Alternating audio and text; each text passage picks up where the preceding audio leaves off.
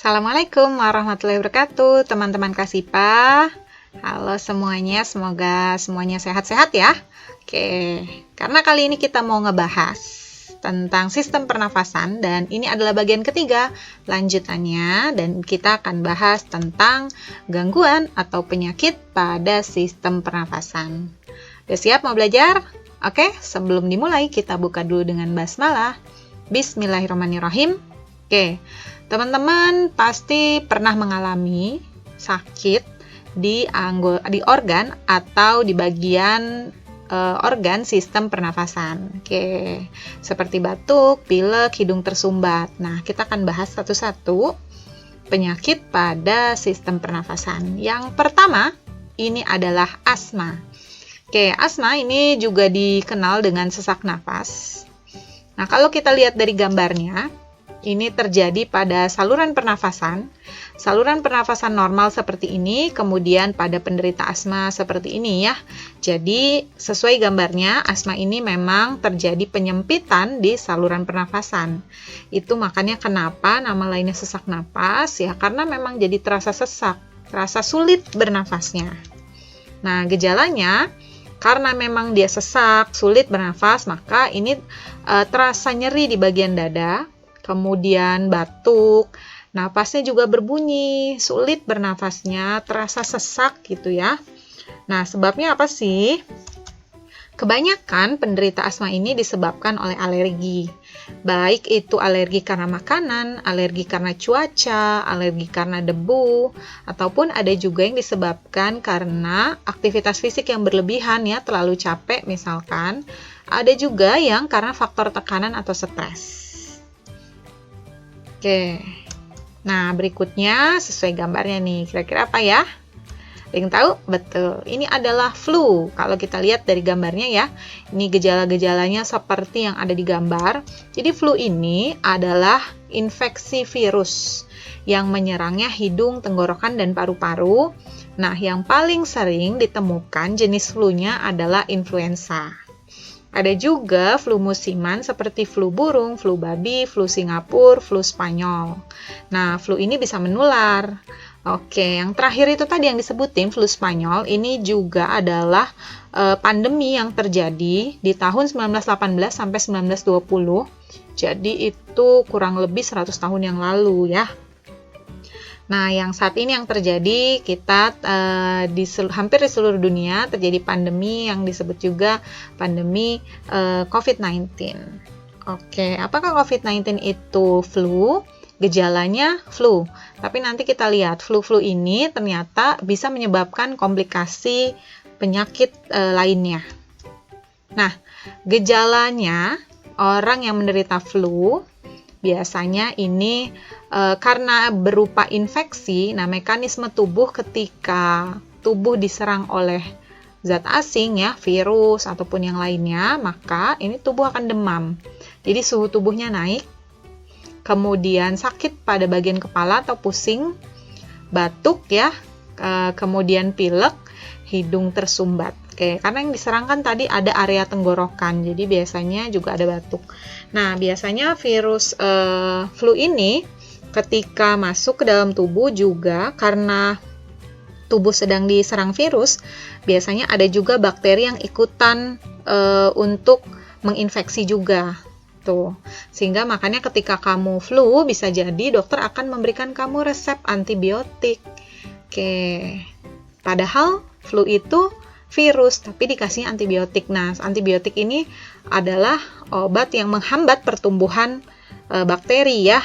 Tuh, kenapa ketika flu dikasih antibiotik? Karena itu tadi biasanya bakterinya ada yang nimbrung. Oke. Nah, penyebabnya tadi adalah virus ya, tergantung dari flu apa yang menyerang. Kalau influenza, virusnya virus tipe influenza. Kalau terkenanya flu burung, itu berarti virusnya H5N1. Kalau flu babi itu H2 dan seterusnya. Oke, yang berikutnya. Nah, ini adalah pneumonia. Oke, mungkin teman-teman juga belakangan ini sering mendengar ya, karena memang pada penderita COVID-19 ini juga ada penyakit yang mendapatinya namanya pneumonia. Nah, sesuai di gambar, pneumonia ini adalah penyakit yang menyerang paru-paru. Jadi, radang paru-paru di mana cairan tertimbun di alveolus. Kalau waktu itu kita pernah belajar ya, alveolus itu yang di sini nih yang kantung-kantung udara. Nah, sehingga akibatnya tampak seperti paru-parunya terendam. Kalau di ronsen nih kelihatan nih. Tuh, seperti kelihatan ada bercak-bercak putih gitu ya. Tuh, pneumonia. Nah, gejalanya sebagaimana tadi disebutkan, kalau infeksi maka tubuhnya biasanya demam. Kemudian batuk, menggigil, dan sesak nafas ya, karena tadi alveolus yang harusnya itu menyimpan udara, ini tertimbun cairan. Akibatnya tubuhnya seperti atau paru-parunya seperti kekurangan udara sehingga terasa sulit bernafas. Nah, penyebabnya ini bisa disebabkan oleh infeksi bakteri, jamur, ataupun virus. Nah, yang baru-baru ini terjadi pneumonia yang disebabkan oleh coronavirus atau COVID-19. Oke, jadi teman-teman, kita kembali lagi harus tetap menjaga protokol kesehatan ya, sesuai dengan anjuran pemerintah. 3M, menggunakan masker, mencuci tangan, dan menjaga jarak yang aman. Jadi kalau nggak penting-penting banget, lebih baik tetap di rumah aja. Nggak perlu keluar rumah. Oke? Nah, selanjutnya, yang keempat adalah bronkitis. Apa itu bronkitis? Nah, bronkitis ini adalah radang yang terjadi pada bronkus atau cabang tenggorokan. Kalau kita lihat di gambar ya, ini adalah bronkus normal. Nah, yang ini bronkitis kan kelihatan bedanya ya. Ini seperti peradangan atau bengkak lah seperti itu.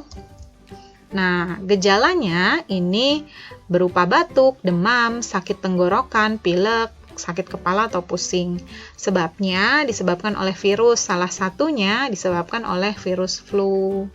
Jadi seperti yang tadi disebutkan ya, flu ini ada juga yang kemudian menimbulkan komplikasi ke penyakit yang lain atau penyakit lanjutan.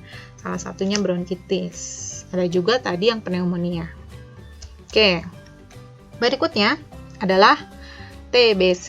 Sesuai namanya nih, TBC kepanjangannya adalah tuberkulosa atau tuberkulosis. Nah, kalau dilihat dari gambarnya kelihatan ya. Jadi TBC ini yang diserang adalah paru-paru. Ini paru-paru normal, sehat. Nah, yang ini paru-paru yang orang terkena atau penderita TBC. Kelihatan ya, beda sekali. Nah, jadi TBC ini juga termasuk penyakit atau radang pada paru-paru. Dan penyakit ini menular. Jadi seperti flu tadi menular, nah TBC juga menular. Menularnya melalui droplet. Jadi itu makanya kenapa kalau kita batuk, etikanya batuk itu harus ditutup. Karena kalau ada dropletnya atau air liur yang keluar, kemudian itu terkena, percikan liur itu terkena kepada yang lain, misalkan, nah itu bisa menularkan virus atau bakteri kepada yang lain. Gejalanya ini berupa batuk berdahak, bahkan ada juga yang keluar darah, tuh ya, batuk berdarah. Kemudian demam, penurunan berat badan, dia juga lemas karena biasanya orang TBC ini jadi kurang nafsu makan nih. Makanya kenapa berat badannya nurun. Nah, sebabnya kalau flu disebabkan oleh virus, TBC ini disebabkan oleh bakteri yang namanya Mycobacterium tuberculosis, sesuai namanya ya. Makanya kenapa namanya TBC? Karena itulah nama bakterinya. Oke, yang berikutnya. Ini adalah kanker paru-paru. Oke, kelihatan nih dari gambar, ini adalah paru-paru yang sehat. Nah, ini paru-paru yang nggak sehat nih, karena paru-parunya dikena racun dari rokok nih ya. Jadi, kanker paru ini adalah terbentuknya sel kanker di paru-paru. Teman-teman tahu sel kanker, jadi sel kanker itu ketika sel kita itu bertumbuh namun secara pertumbuhannya itu tidak normal. Tuh ya, berlipat gandanya itu, melipat gandakan dirinya itu tidak normal. Tuh, makanya kenapa kanker ini berbahaya nih. Tuh. Nah, di Indonesia, kanker paru-paru ini merupakan pembunuh nomor 1 pada pria dewasa, dilansir dari kompas.com. Apa penyebabnya? Oke, penyebab yang paling seringnya ini adalah karena rokok. Tuh, makanya kenapa gambarnya ini nih, paru-parunya merokok dan kelihatan seperti paru-paru yang sakit. Karena memang penyebab paling seringnya adalah karena rokok. Tuh ya, baik yang hanya menghirup rokoknya atau disebut juga perokok pasif, jadi dia hanya menghirup asap rokoknya tapi dia tidak menikmati atau tidak menghisap rokoknya, hanya asapnya saja yang tercium. Apalagi yang perokok aktif ya. Nah, namun ada juga yang terjadi karena paparan zat kimia lainnya. Ini bisa terjadi karena mungkin ada pekerja-pekerja yang terkena uap atau paparan zat kimia yang itu membahayakan atau memicu terbentuknya sel kanker. Oke, teman-teman, sampai di situ dulu. Sebenarnya ada banyak ya, tapi kita ambil 6 saja. Yang penting untuk kita ketahui bersama. Tetap jaga kesehatan, tetap jaga protokol kesehatan, sehat-sehat semua, dan kita doakan pandemi ini segera berlalu. Jika dia mendapatkan kesenangan, dia akan bersyukur. Maka itu adalah kebaikan baginya. Dan jika dia ditimpa kesusahan, dia akan bersabar. Maka itu juga adalah kebaikan baginya. Hadis riwayat Muslim, kelas IPA. Terima kasih. Mohon maaf apabila ada salah. Alhamdulillahirrahmanirrahim. Assalamualaikum warahmatullahi wabarakatuh.